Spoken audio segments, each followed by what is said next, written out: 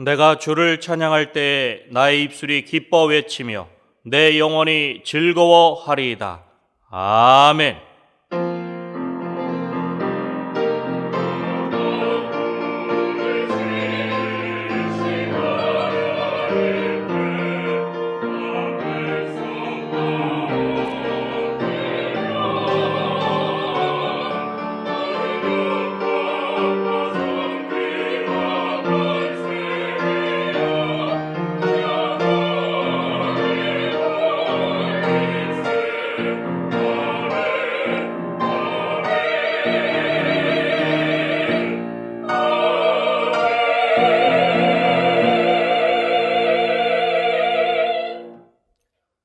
다 같이 찬송가 37장 1절을 부르시겠습니다.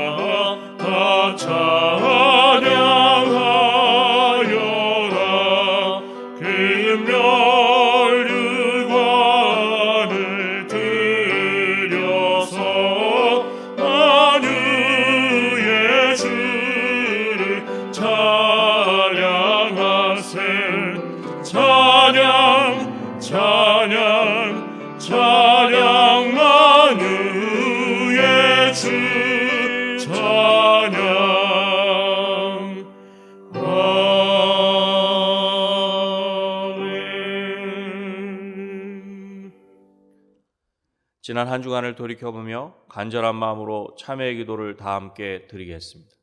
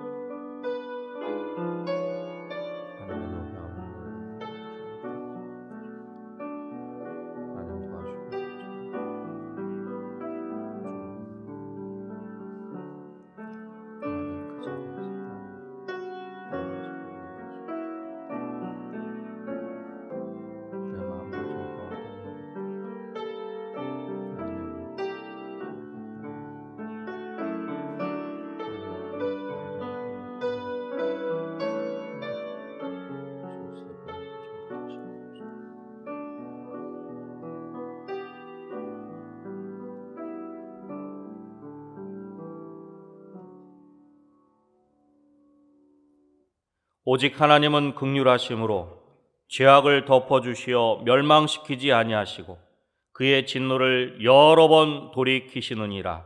아멘. 성시교독은 교독문 47번 시편 105편입니다. 성시교독은 교독문 47번 시편 105편입니다. 여호와께 감사하고 그의 이름을 불러 아뢰며 그가 하는 일을 만민 중에 알게 할지어다.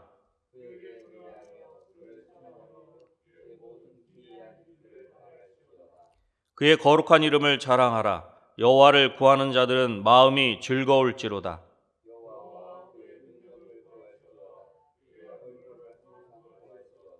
그의 종 아브라함의 후손 곧 택하신 야곱의 자손 너희는 그가 행하신 기적과 그의 이적과 그의 입의 판단을 기억할지어다.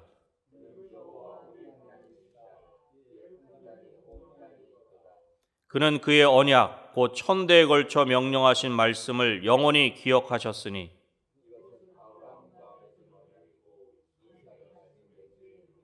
야곱에게 세우신 율례 곧 이스라엘에게 하신 영원한 언약이라.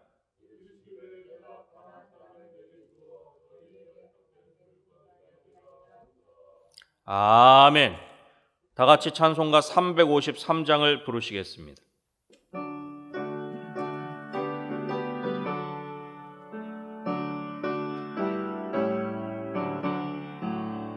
십자가 군병되어서 예수를 따를 때 무서워하는 마음으로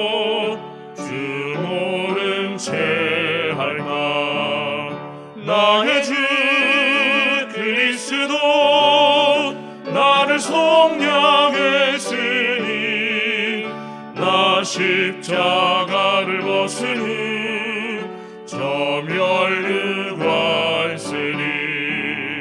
무성도 피를 흘리며 그 싸움하는데 나 어찌 편히 누워서 상 받기 바랄까. 나의 주 그리스도 나를 성량했으니 나 십자가를 벗은 후 저멸유관쓰니 이 죄악 많은 세상에 수많은 원수들 날 유혹하고 해치나 내 주만 따르니 나의 주 그리스도 나를 성량했으니 나 십자가를 벗은 후 저멸유관쓰니 나 멸유관을 쓰려고 몸 바쳐 싸울 때 주 내게 용기 주시사 이기게 하시네. 나의 주 그리스도 나를 성량했으니 나 십자가를 벗은 후 저멸유관쓰니 승리의 그날 이르며 십자가 은명들 괴가를 불러 영광을 주님께 돌리니 나의 주 그리스도 나를 성량했으니 나 십자가를 벗은 후 저멸유관쓰니.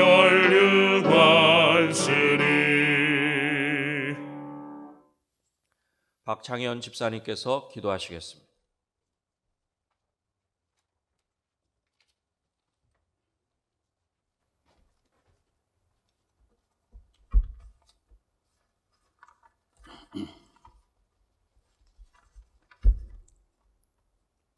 자비와 사랑이 충만하신 아버지 하나님, 오늘도 거룩한 주일을 풍성하게 하시니 참으로 감사합니다. 지난주에도 주님과 말씀 안에서 살려고 하였지만 부족하고 우매한 죄들, 때로는 세상을 바라보고 세상의 중력과 시기로 살아왔음을 고백하오니 용서하여 주시옵소서. 주님 안에서 온전히 거하게 하시옵소서. 지금 코로나19로 인해 전 국민들이 어렵고 힘든 가운데 있사오나 주님의 말씀 안에서 소망 가지고 힘내서 살아가게 하시옵소서. 코로나19가 하루속히 종식되어서 자영업자 및 모든 이들의 생업이 회복되게 하시고 맘 놓고 예배를 볼 수 있도록 은총 베풀어 주시옵소서. 주님, 이 나라의 법치가 바로 서게 하시고 경제가 더 어려워지게 마옵시고 안정을 찾아 맘 놓고 살아가도록 이 백성을 붙들어 주시옵소서. 담임 박재신 목사님 선포하시는 말씀을 통하여 은혜와 말씀의 생수가 차고 넘치는 복된 주일이 되게 하시옵소서. 말씀으로 양떼를 푸른 초장으로 잔잔한 물가로 인도하게 부족함이 없게 하여 주시옵소서. 동의하시는 부목사님, 전도사님, 강도사님, 사님에게도 같은 은혜 주시옵소서. 사역 잘 감당하게 하시고 늘 제 장중에 붙들어 주시옵소서. 주님, 강림하는 교회, 함께하는 교회, 기습 많은 교회로서 새 예루살렘 같은 교회가 되게 하옵소서. 해외 선교, 국내 선교 잘 감당하여 주님 나라가 확장되게 하옵시고 은혜의 강성교회가 지역사회에서 빛과 소금 역할을 잘 감당하게 하시옵소서. 성령 건축도 잘 진행되게 하시니 참으로 감사합니다. 건축위원회와 당회 지혜와 명철을 다해 주셔서 사명을 잘 감당하게 하시고 공사하는데 인원도 발생하지 하시고 안전사고도 없게 하시어 올해 성막에 헌당의 기쁨을 맛보게 하옵소서. 베델 성가대의 아름다운 찬양을 흠양하시옵소서. 감사하며 예수님의 귀하신 이름으로 기도합나이다. 아멘.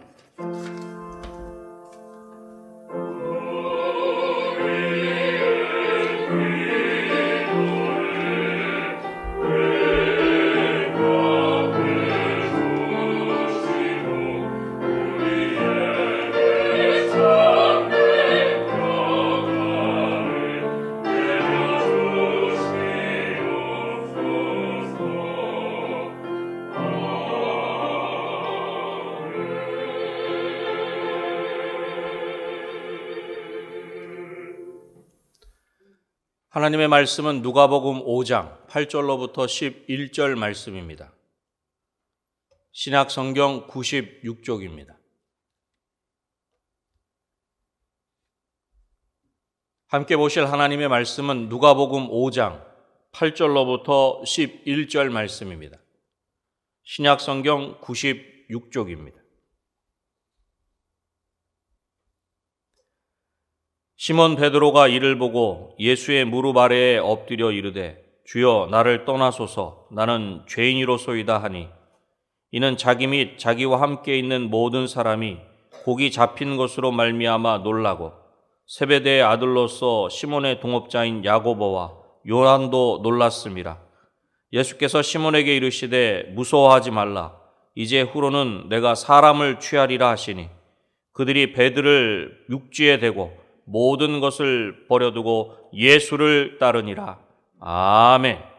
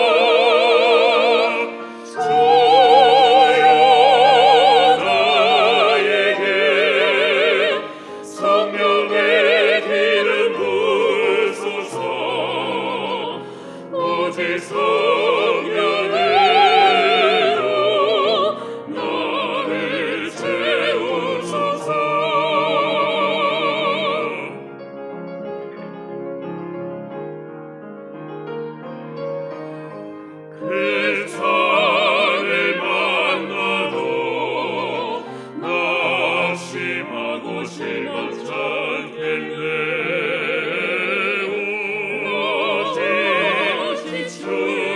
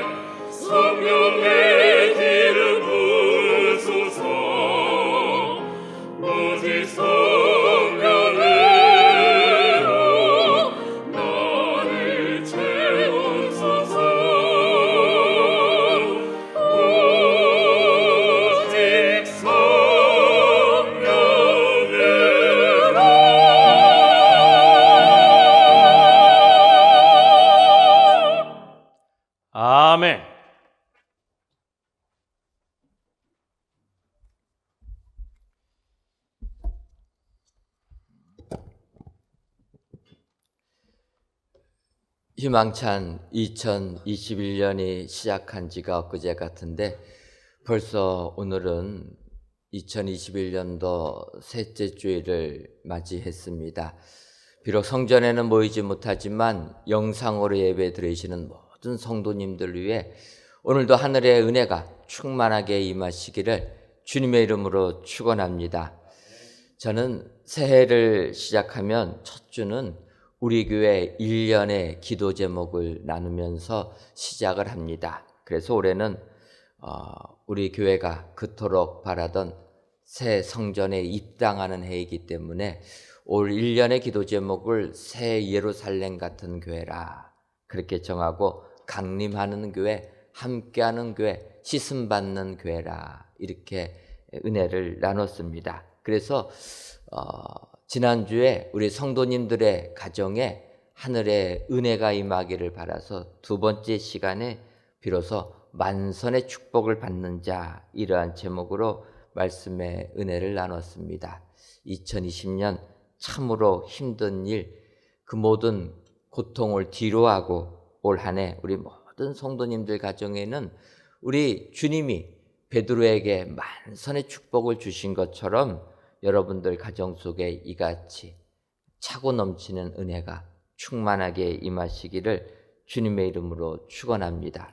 그래서 올 1년 우리 성도님들 가정에 만선의 축복이 있기를 원한다. 이러한 제목으로 말씀을 선포했습니다.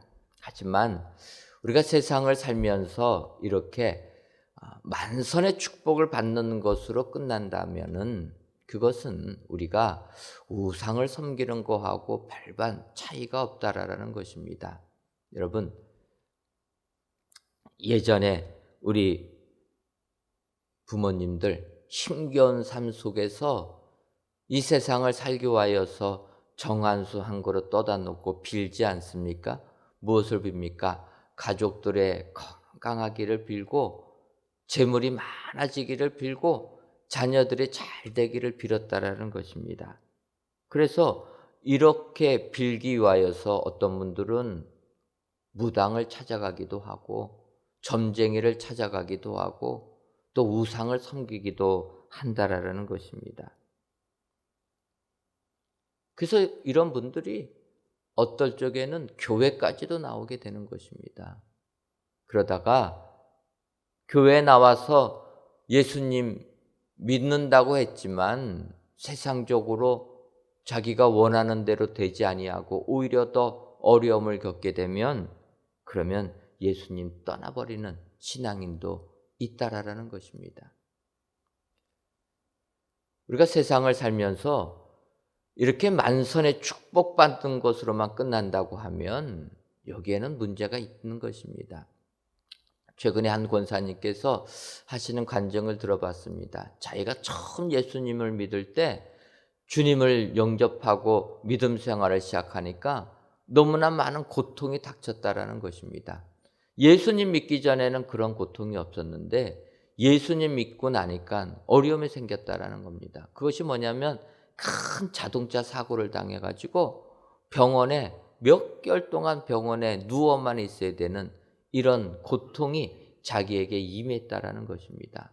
하지만 한번 예수 믿기로 작정하고 나서 이런 어려움 흔들리지 아니하고 믿음을 지키니까 수십 년이 지난 지금까지 이렇게 주님과 함께 기뻐하면서 믿음 생활하고 있다라는 이러한 간증입니다. 사실 예수님 믿으면 처음 예수님 믿는 분들은 다 경험했겠지만 사탄의 유혹이 더 심해집니다. 그래서 예수님 믿다 보면은 주변에 핍박뿐만 아니라 내 삶 속에 어려움이 생긴다라는 것입니다. 어떨 때는 건강에 문제가 생길 때도 있고 어떨 때는 사업에 문제가 생길 수도 있게 된다라는 것입니다.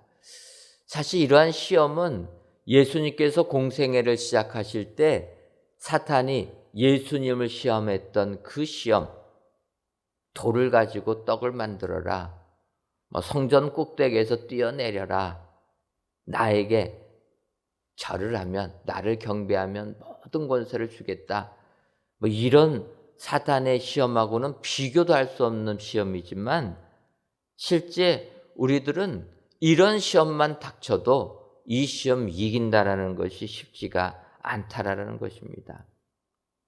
건강에만 문제가 생겨도 우리는 믿음을 떠나기가 쉽다라는 것입니다.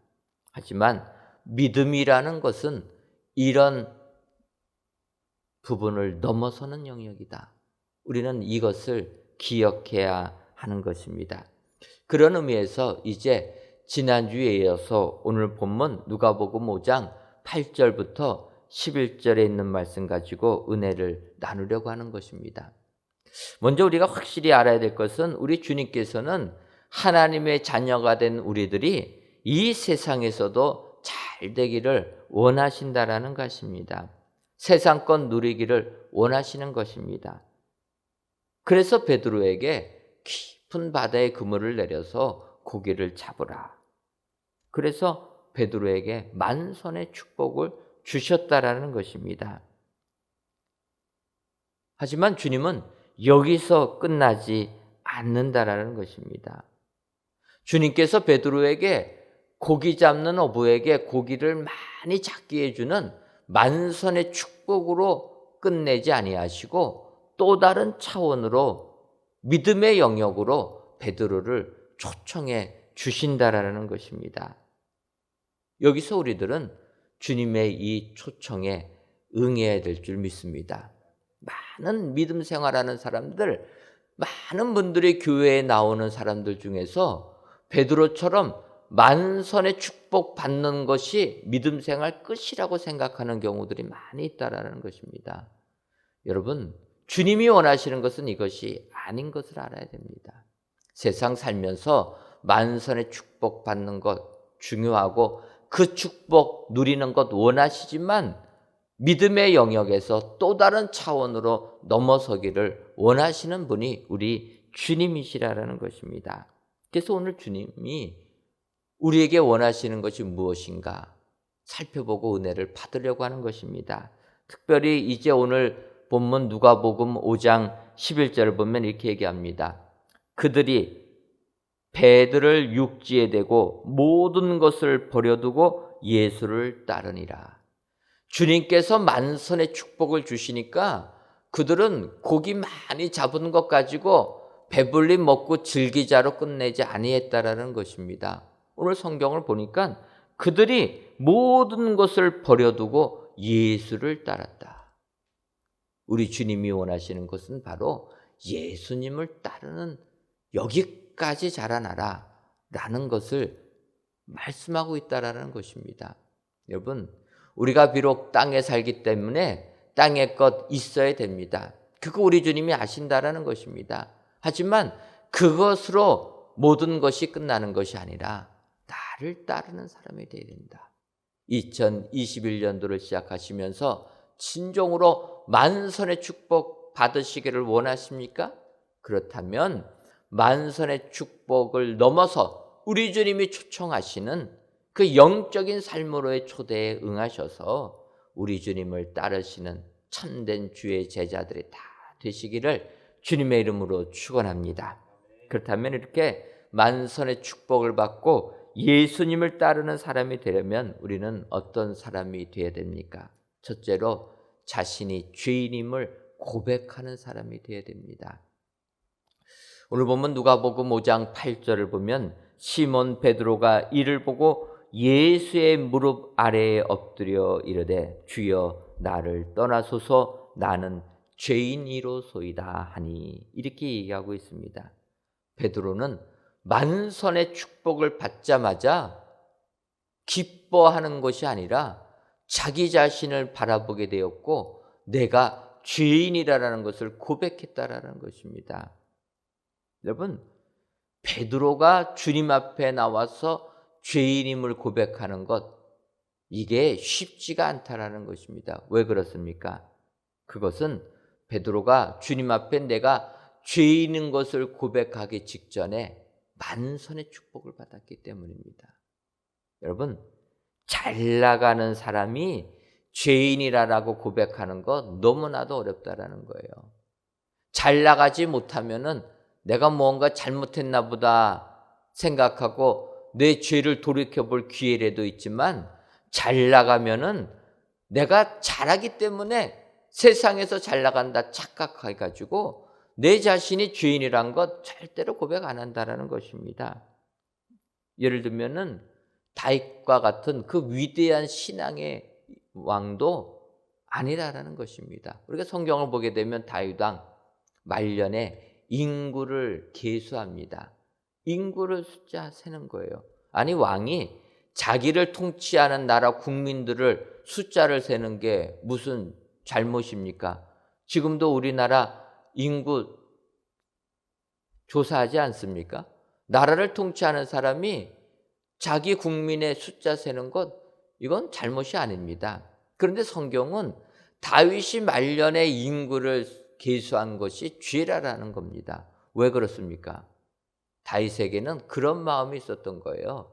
나라를 잘 통치하기 위해서 이 국민들이 이 정도 숫자니까 이런 계획을 가지고 내가 이 나라를 통치하겠다, 그 생각이 아니라 내가 통치하는 이 나라의 국민이 얼마나 많으냐, 내가 얼마나 위대한 왕이 돼서 이 큰 나라를 이끌고 가고 있느냐, 그래서 숫자를 셌다라는 것입니다.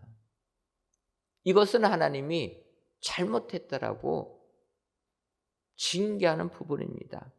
하나님이 책망하시니까 그제야 다윗은 자기의 잘못을 깨닫고 하나님 앞에 자기의 죄를 고백합니다. 문제는 그런 마음이 들었을 때 사탄아 물러가라 하고 인구를 계수하지 않았다라면, 그러면 벌받지 않았는데 사람은 그 유혹에 넘어갔다라는 겁니다. 다윗같이 위대한 사람도 자기가 잘 나가고 부강한 나라의 왕이 되니까 교만해졌다라는 것입니다. 죄를 짓는다라는 거예요. 결국 다윗 갓 선지자를 통하여서 지적을 받게 되고 하나님께 용서를 구하게 됩니다. 그때 하나님께서 그러면 오르난 타작마당에 가서 제사를 드려라. 그래서 다윗이 그곳에 가서 제단을 쌓게 됩니다. 여러분, 다윗이 쌓았던 이 제단이 결국은 솔로몬 성전을 짓는 터가 되었다는 거예요. 우리 하나님께서는 죄를 지은 사람, 그 사람이 죄를 고백하게 되면 거기서부터 위대한 은혜를 내려주신다는 것입니다. 베드로가 자기가 죄인인 것을 고백하게 될 때 그는 평범하게 고기 잡는 어부에서 사람들의 생명을 구원하는, 사람을 낚는 어부로 그의 삶이 바뀌게 되었다라는 것입니다. 그래서 우리는 내가 죄인인 것을 고백하는 것이 축복이 되는 것입니다. 그런 사람이 주님을 따르게 되는 것입니다. 하지만 세상을 살다 보면 이렇게 자기가 죄인인 것 고백하지 못한다는 겁니다. 자기 자신을 포장한다는 것입니다. 이중적으로 살고 가식적으로 산다는 겁니다. 거룩한 행동, 거룩한 목소리, 고상한 행동을 하면서 완전히 위성적인 삶을 사는 게 우리들의 실제의 모습이라는 겁니다. 최근 우리들의 마음을 너무나 아프게 한 사건이 일어났습니다. 그것은 16개월밖에 안 됐던 입양한 아이를 그 부모가 학대해서 죽음으로 몰고 간 사건입니다. 이 정인이의 사망 사건인데 우리에게 더 충격적인 것은 이들의 양부모, 그래서 이 어린아이를 죽음으로 몰고 간 양부모들이 그리스도인을 넘어서 두 사람 다 목회자의 자녀라는 것입니다. 이 어린아이가 입양하기 전에 위탁모가 이 정인이를 사랑으로 잘 돌보아 줬는데 자기들의 형편이 어려우니까 돌봐주는 것을 끝내고 이제 이 입양 부모에게 보내게 되었다고 합니다. 그때 이 위탁모의 여동생이 너무 사랑스러워서 내가 입양했으면 좋겠다 했는데 이 양부모, 입양하게 되는 양부모가 너무나 가정 환경이 좋으니까 믿음의 가정이요, 목회자의 가정에서 잘 양육된 부모니까 이 가정에 가는 것이 이 어린 생명이 더 축복이 되겠다. 자기같이 어려운 환경의 양부모보다는 좋은 환경에서 유복하게 자라는 것이 이 생명에게 더 축복이 되겠다 해서 기쁨으로 보내주었다라는 것입니다. 그런데 결론은 끔찍한 죽음으로 끝나게 되었다. 여러분, 이 양부모들의 문제가 무엇입니까?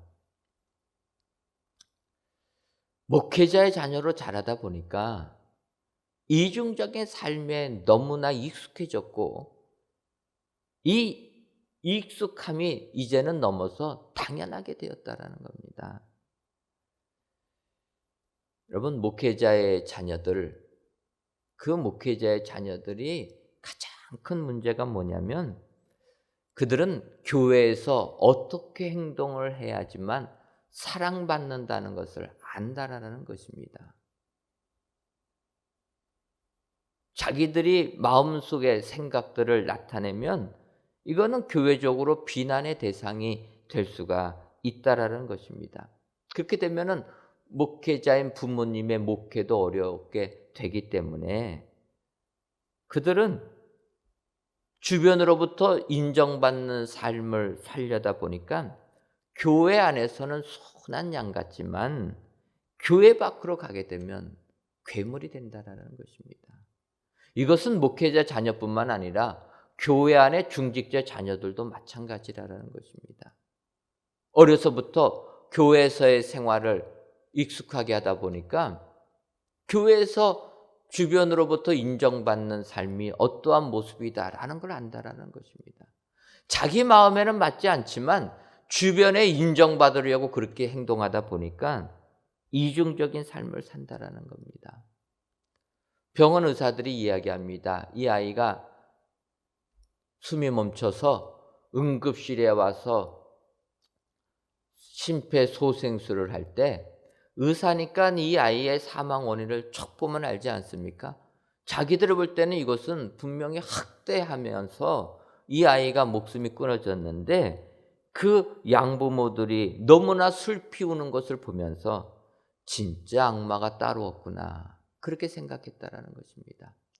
하나님을 믿는 믿음의 자녀들이, 더군다나 목회자의 자녀들이 주변에서는 진짜 악마다라는 이야기를 듣는다라는 것입니다. 이것은 우리로 하여금, 우리 그리스도인들로 하여금 다시 한번 심각하게 고민해야 되는 부분이라는 것입니다.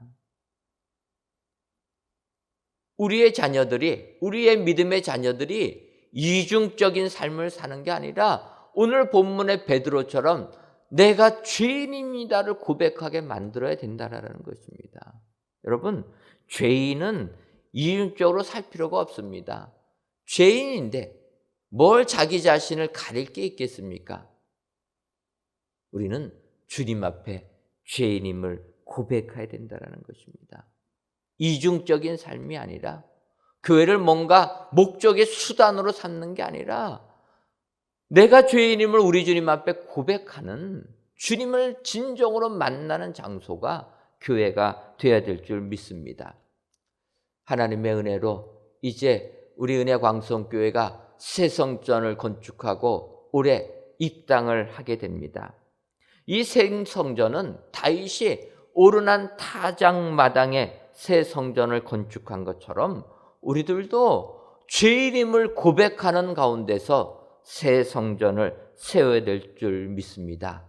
우리가 능력이 있어서 새 성전을 건축하는 것이 아니라 오직 하나님의 은혜로 죄인인 것을 서로가 고백하면서 온전히 주님만을 섬기고 나아갈 때 하나님의 은혜가 임하는 새 성전이 될 줄 믿습니다. 올 2021년도를 시작하시는 사랑하는 성도 여러분, 올 한 해는 우리 하나님 앞에 내가 죄인임을 고백하시는 여러분들 되시기를 바랍니다. 베드로처럼 죄인임을 고백하여 나의 모든 것을 내려놓고 주님을 따르셔서 진정 사람을 낚는 축복의 성도님들이 다 되시기를 주님의 이름으로 축원합니다. 두 번째로 예수님을 따르는 사람이 되려면 하나님 경외하는 사람이 되어야 됩니다. 오늘 보면 누가복음 5장 9절과 10절 상반절을 보면 이는 자기 및 자기와 함께 있는 모든 사람이 곡이 잡힌 것으로 말미암아 놀라고 세베대의 아들로서 시몬의 동업자인 야고보와 요한도 놀랐음이라. 이렇게 말씀합니다. 베드로 어부로서 잔뼈가 굵은 사람인데 자기의 경험을 뛰어넘는 예수님의 말씀에 순종하니까 그물이 찢어질 정도로 많은 물고기를 잡히게 되자 그는 크게 놀랐다라는 것입니다. 여러분, 우리들이 세상을 살면서 놀랄 때가 있습니다. 왜 놀라게 됩니까? 그것은 우리의 경험과 맞지 아니하는, 우리의 상식과 맞지 아니하는 일이 벌어질 때 우리는 놀라게 된다는 것입니다. 그런데 이 놀람이라는 것은 항상 두려움과 같이 간다는 겁니다. 여러분, 예를 들면 밤길, 캄캄한 밤길을 혼자서 걷고 있는데 누가 소리도 들리지 않게 조용히 따라와가지고 우리의 등을 툭 건들면 어떻게 되겠습니까? 기절하지 않겠습니까? 왜 그렇습니까? 내가 어떠한 해코지를 당할지 모른다라는 생각 속에서 놀라게 되는 거예요. 두렵게 되고 그러다 보면은 놀라게 된다라는 것입니다. 사람은 무서운 생각에 들게 되면 두려워하게 되고 두려워하게 되면 놀랄 수밖에 없다라는 거예요. 그래서 성경도 이 두려움과 놀람을 같이 쓰고 있습니다. 단어는 다르지만 같이 표현하고 있어요. 예를 들면 여호수아 1장 9절 말씀 보면 우리가 잘 아는 구절입니다. 하나님께서 여호수아에게 명령하신 부분인데 내가 내게 명령한 것이 아니냐. 강하고 담대하라. 두려워하지 말고 놀라지 말라. 내가 어디로 가든지 내 하나님 여호와가 너와 함께 하느니라 하시니라. 가나안 땅, 모세가 죽고 나서 이스라엘 백성들을 이끌고 가나안 땅에 들어가야 될 여호수아 얼마나 두렵겠습니까? 군대가 60만이라면 그래도 힘이 있을 텐데 이 60만은 군대가 아닙니다. 훈련되지 아니한 사람입니다. 목축업만 하는 사람들인데 이런 사람들을 데리고 하나의 성, 가나안 땅을 정복한다? 불가능한 일입니다. 그래도 두려워 떨고 있는 그에게 우리 하나님이 해주신 말씀입니다. 두려워하지 말라, 놀라지도 말라라는 것입니다.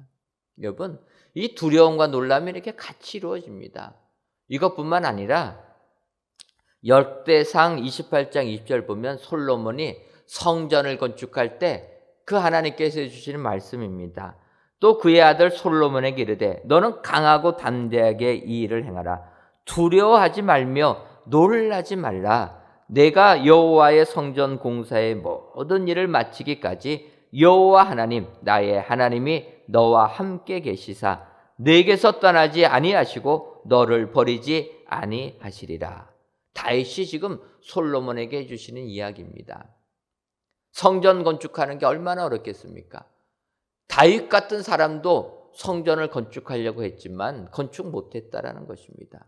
그런데 그 성전 건축을 다윗의 아들 솔로몬이 건축해야 되는 것입니다. 이때 두려워하는 솔로몬에게 다윗이 약속해 주는 겁니다. 넌 놀라지 말라, 두려워하지 말라라는 것입니다. 하나님께서 너를 떠나지 아니하시고 너를 지켜주시기 때문에 네가 감당할 것이다. 여러분, 이처럼 놀랍고 두렵다라는 것 같이 쓰이는 것입니다. 이 무서움, 두려움, 이것은 영적인 부분도 마찬가지라는 거예요. 세상 사는 데서만 나오는 게 아니라 영적인 두려움이 있어야 된다는 것입니다. 창세기 15장을 보게 되면 우리가 아는 대로 하나님이 아브라함과 언약을 맺습니다. 그 언약을 맺는 과정 속에서 이제 저녁 무렵이 되게 되면 12절에 이렇게 얘기합니다. 해질 때에 아브라함에게 깊은 잠이 임하고 큰 흑암과 두려움이 그에게 임하였더니 아브라함이 낮 시간 동안 하나님과 언약을 맺었습니다. 그리고 나서 이제 저녁 무렵쯤인데 해질 때 아브라함이 깊은 잠에 빠졌다라는 것입니다. 깊은 잠에 빠졌는데 큰 흑암과 두려움이 그에게 임했다. 잠을 자고 있는데 환상같이 두려움이 임했다라는 거예요. 그 두려움 속에서 하나님의 이야기를 듣습니다. 그 말씀이 뭐냐면 너의 자손이 이방에 객이 되어서 400년 동안 어려움을 겪을 것이다. 그러나 때가 되면 너의 자손들 거기서 해방이 되고 재물을까지 얻어가지고 나오게 될 것이다. 너는 장수하다가 평안하게 네 조상에게로 돌아갈 것이고 너의 자손들은 애국 강가부터 유브라데 강가까지 번성하게 될 것이다. 하나님께서 약속해 주셨다는 겁니다. 아브라함이 이 약속을 받을 때에는 그는 큰 두려움과 흑암이 임했다라는 겁니다. 학자들은 이 두려움을 이 종살이하는 것에 대한 두려움이라 이렇게 이야기를 합니다. 이것을 넘어서 그 두려움은 바로 하나님을 만나는 경외하는 두려움이라는 거예요. 여러분, 경외라는 단어는 한자어로 두려웠다는 겁니다. 공경하고 두려워하다. 두려움을 이야기하는 겁니다.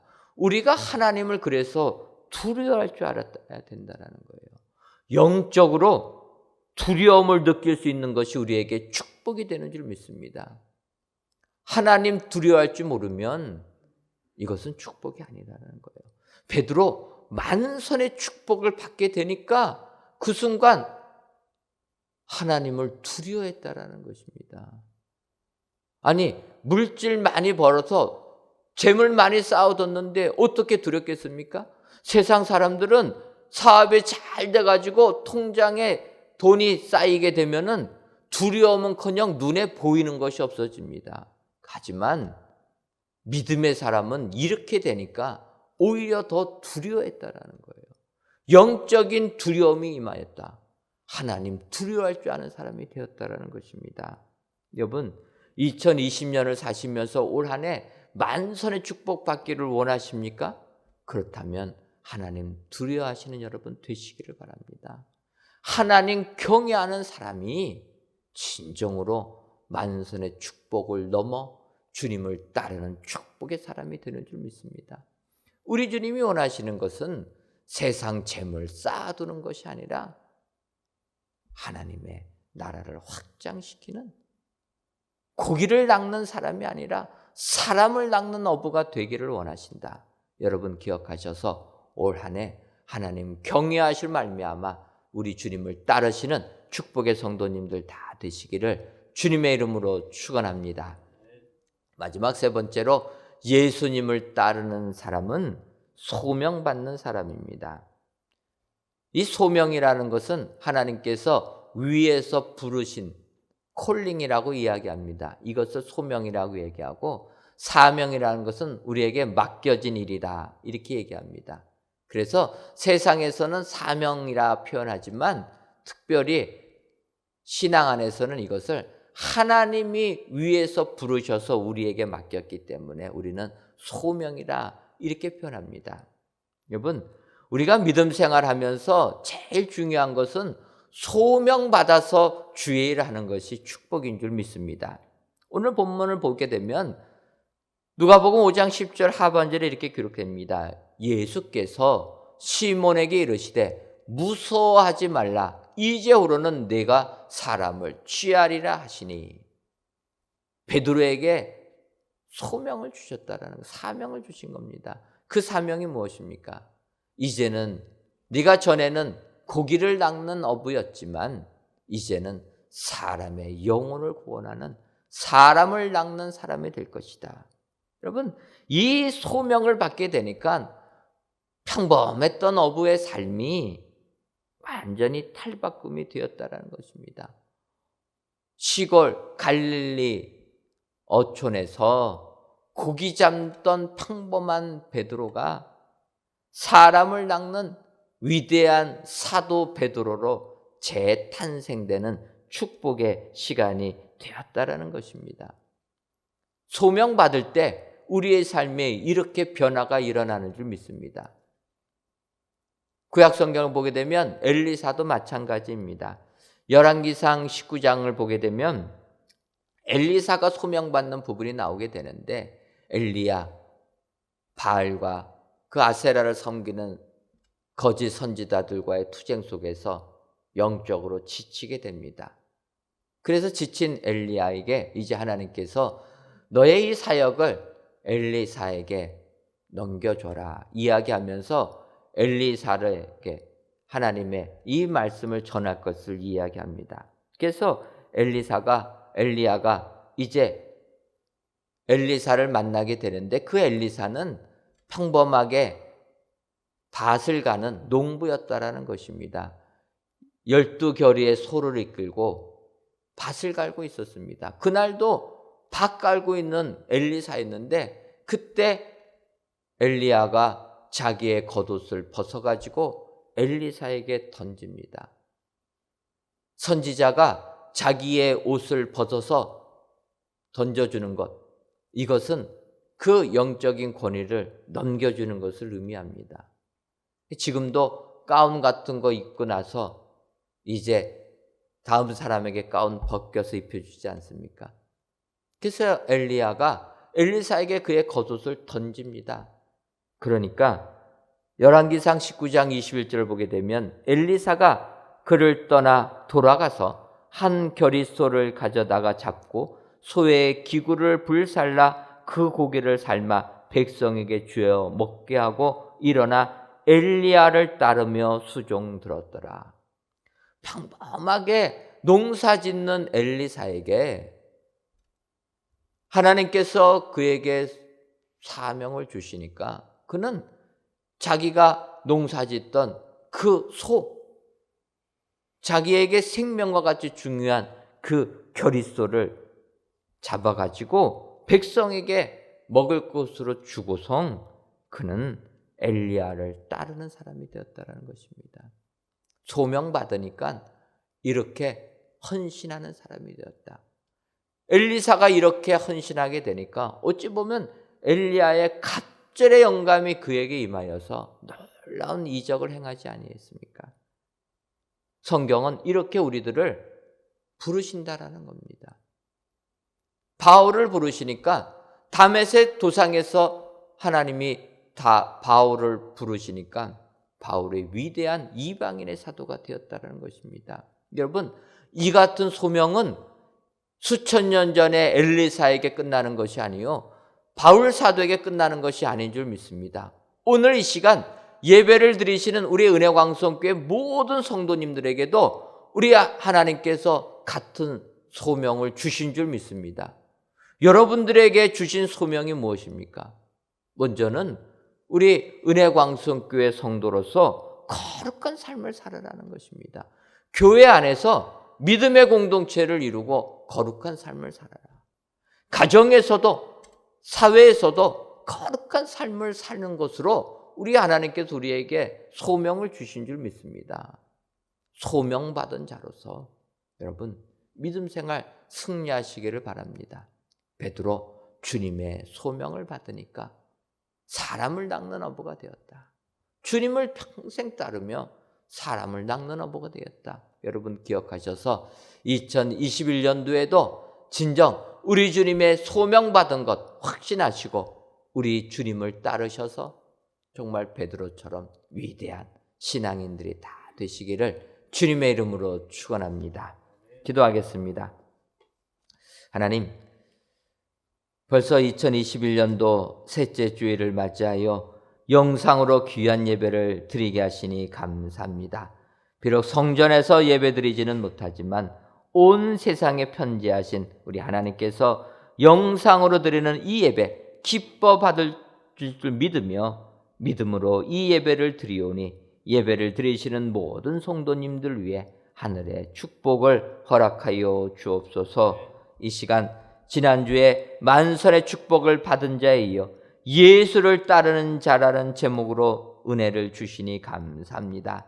만선의 축복을 받은 자는 이에 머무르지 아니하고 예수님을 따르는 자가 된다 말씀하셨사오니 우리들 베드로처럼 예수님을 따라가는 복된 삶 살게 하여 주옵소서. 죄인임을 고백하고 하나님을 경외하며 소명을 받아 우리 주님을 따르는 참된 제자가 되어 2021년도도 승리하는 우리 주님부터 칭찬받는 저희 모두가 되게 하여 주옵소서.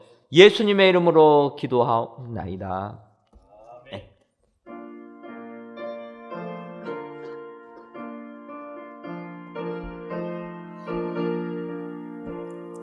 누가 주를 따라 섬기려는가? 누가 죄를 떠나 주만 따를까? 누가 주를 섬겨 남을 구할까? 누가 주의 뒤를 따라가려나? 부르심을 받아 주의 은혜로 주를 따라가네. 주만 따르네. 세상 영광 위에 따름 아니요 크신 사랑이네. 주만 따르고 주가 내려주신 은혜 힘입어 주의 뒤를 따라 힘써 일하네. 부르심을 받아 주의 은혜로 주를 따라가네.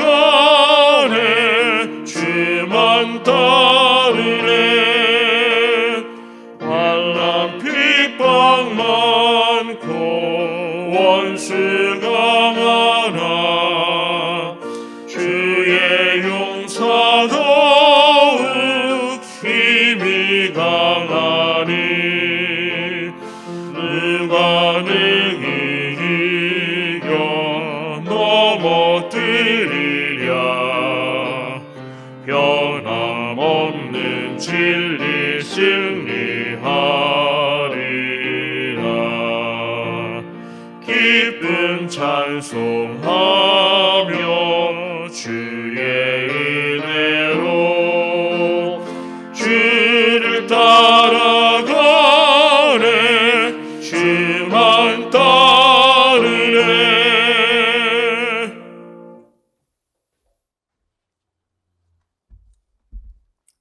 하나님, 지난 한 주간도 만선의 축복을 받는 자라는 말씀으로 살게 하시니 감사합니다.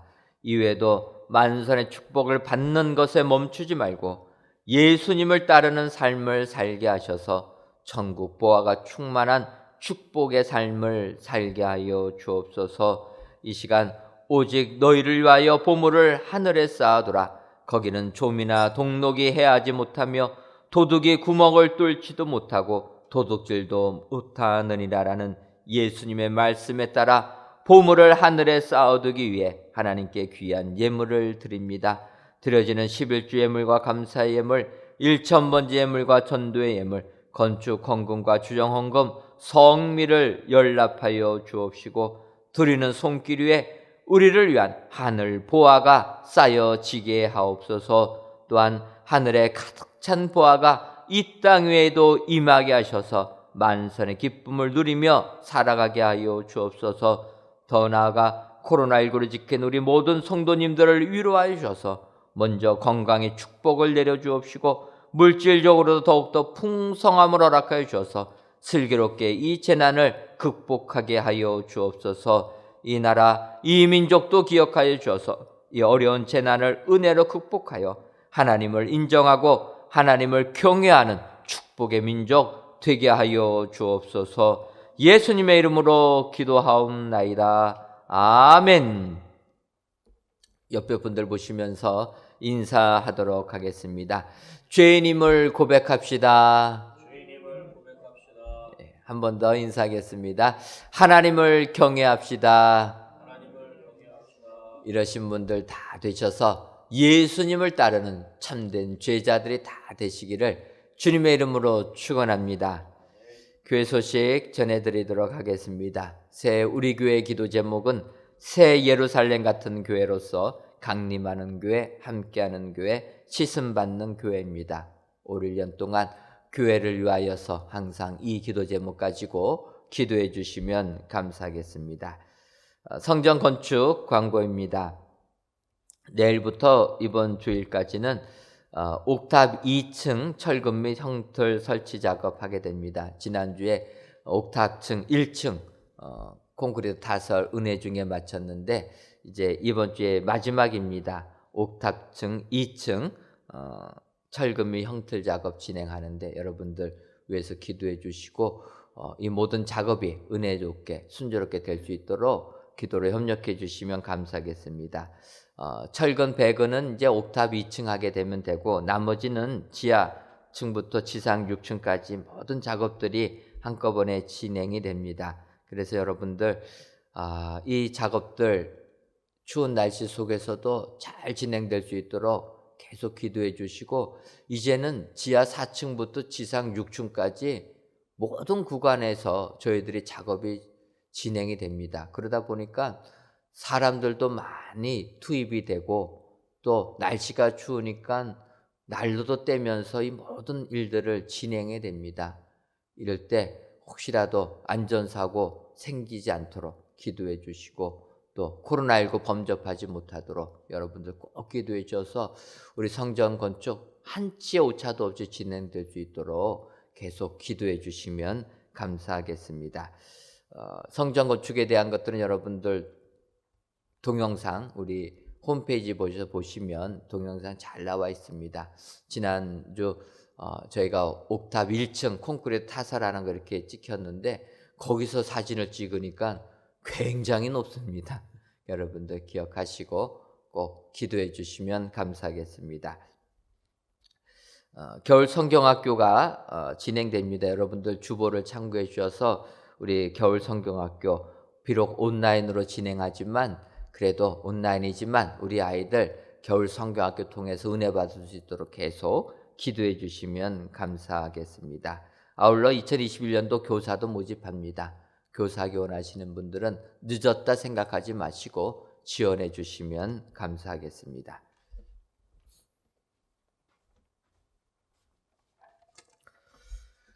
다 같이 찬송가 236장 4절을 부르시겠습니다.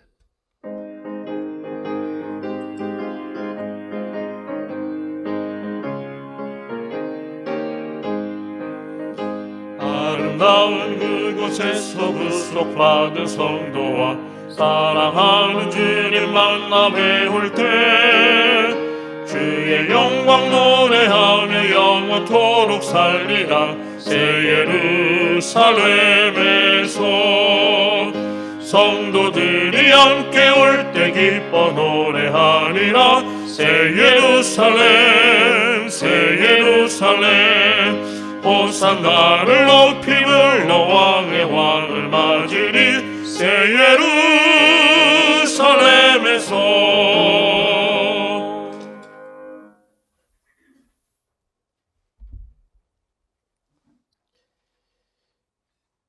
이제는 우리 주 예수 그리스도의 크신 은혜와 하나님 아버지의 한량없는 사랑하심과 성령님의 교통하심이 예수님을 따르는 사람 되기로 다짐하는 사랑하는 은혜광성교회 모든 성도님들 위에와 속한 가정 위에 이제로부터 영원토록 함께 있을지어다. 아멘.